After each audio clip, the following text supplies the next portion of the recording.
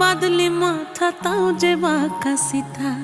মেদিনীপুরে রায়না চিরন বাঁকুড়ার ওই ফিতা, আর যতন করে বাঁধলি মাথা তাও যে বাঁকা সিথা। পেছ পায়